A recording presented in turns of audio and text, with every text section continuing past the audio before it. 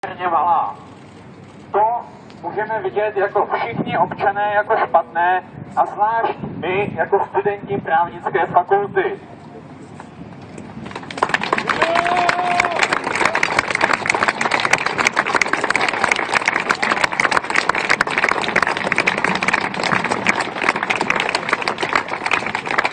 Jsme si vědomí, že setrvání Jiřího Pospíšila je plně v rukou premiéra.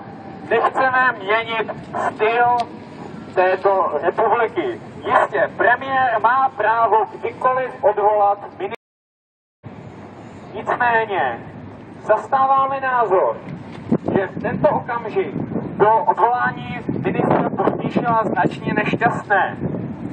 Politické kultuře v České republice by jen prospělo, pokud by se kroky ministra spravedlnosti, který byl odvolán, ale i dalšího kteréhokoliv ministra, který by mohl být odvolán, projednávali i veřejně a tyto důvody by se mohly prodiskutovávat, mohlo by se poukazovat na jejich slabiny a nevznikaly by tak problémy jako dnes, kdy i hned poté, co premiér Nečas řekl své důvody, tak se objevily spekulace, kterých se bojíme, že jsou pravda,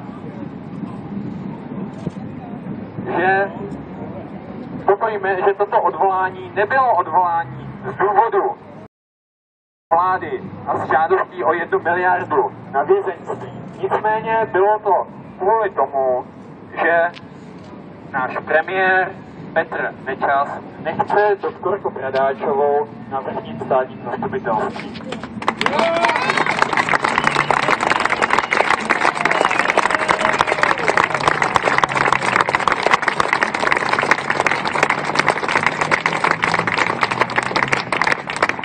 Ve chvíli, kdyby se tyto důvody prodiskutovávaly, česká parlamentní kultura, která také není zas tak velká, by se tím posunula o kousek výše.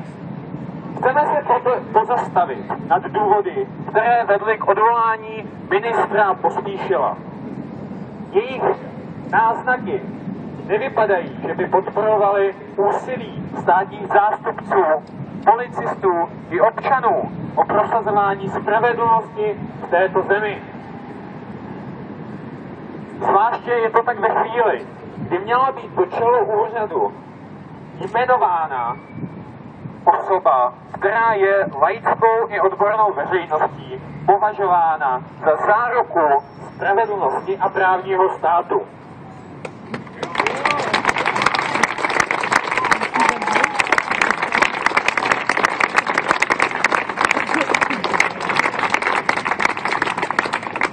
Domníváme se, že důvody uvedené pro odvolání nejsou dostatečně jasné, zvláště ve chvíli, kdy je situace ve vězeňství silně podfinancované, vězení jsou přeplněné a je tedy potřeba stavět nové věznice či naopak ubrat některé vězně z věznic.